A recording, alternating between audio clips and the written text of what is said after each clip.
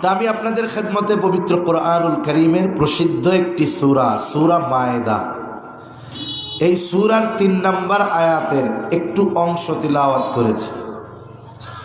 এই আয়াতের ব্যাপারে তাফসিরে মাআরিফুল কোরআনের মধ্যে এসেছে, খলিফাতুল মুসলিমিন হযরত ওমর রাদিয়াল্লাহু তাআলা আনহুর কাছে একদিন একজন ইহুদি আসছে। ইহুদি এসে খলিফাতুল মুসলিমিন হযরত ওমর রাদিয়াল্লাহু তাআলা আনহুকে বলে, খলিফাতুল মুসলিমিন, আপনাদের কোরআনে এমন একটা আয়াত আছে, যদি ওই আয়াত তাওরাতে নাজিল হতো, মুসা আলাইহিস সালামের উপরে নাজিল হতো, ওই দিনটা আমরা ঈদের দিন বানায় নিতাম, ওই দিনটা আমাদের জন্য সবচাইতে আনন্দের দিন বলে বিবেচিত করতাম। হযরত ওমর রাদিয়াল্লাহু তাআলা আনহু জিজ্ঞাসা করে, কোন সে আয়াত যেটা তাওরাতে নাজিল হলে ঈদের দিন বানায় নিতা? এইবার ইহুদি বলে, আল ইয়াউমা আকমালতু লাকুম দীনাকুম ওয়া আতমামতু আলাইকুম নি'মাতি ওয়া রাদিতু লাকুমুল ইসলাম দীনা। বলে, এটা যদি তাওরাতে নাজিল হতো সেই দিন ঈদের দিন বানায় নিতাম।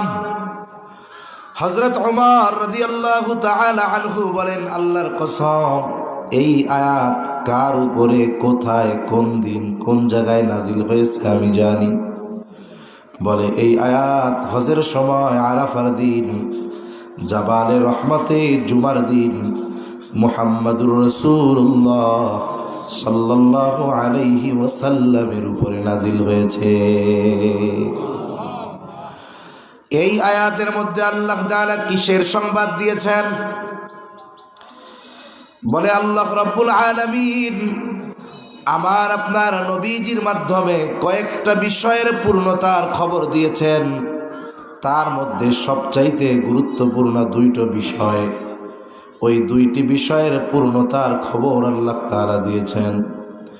আল্লাহ রাব্বুল আলামিন বলেন, আল ইয়াউমা আকমালতু লাকুম দীনাকুম ওয়া আতমামতু আলাইকুম নি'মাতি ওয়া রাদিতু লাকুমুল ইসলাম দীনা।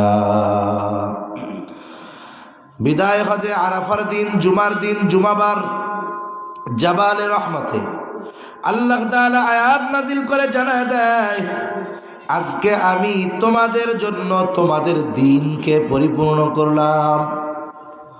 সাথে সাথে আল্লাহ তাআলা বলেন, ওয়া আতমামতু আলাইকুম নি'মাতি, আমি তোমাদের জন্য আমার নিয়ামত সমূহকে পরিপূর্ণ করে দিলাম।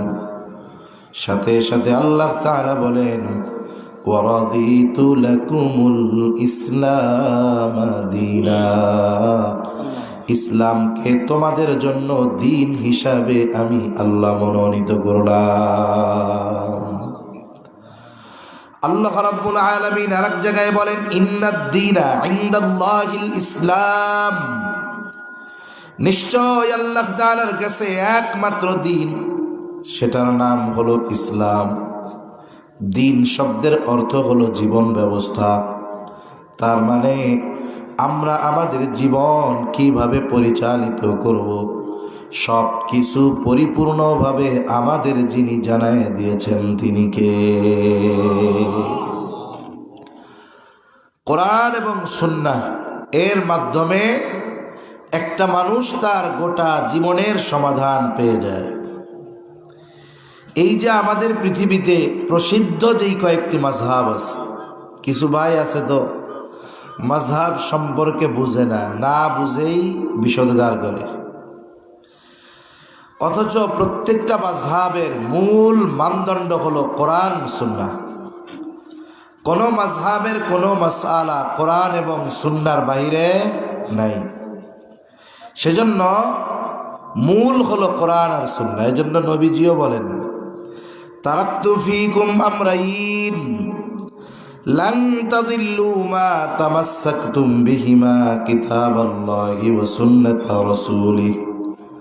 নবীজি সাল্লাল্লাহু আলাইহি ওয়াসাল্লাম বলেন, আমি তোমাদের জন্য 2টো জিনিস রেখে যাচ্ছি, ছেড়ে যাচ্ছি।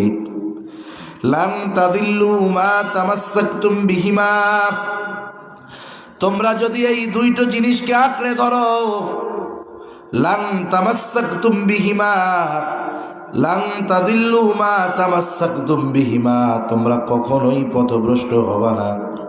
এই দুটো জিনিসকে তোমরা যদি আঁকড়ে ধরো, একটা হলো কোরআন কিতাবুল্লাহ, আর একটা হলো সুন্নাতু রাসূলিল্লাহ।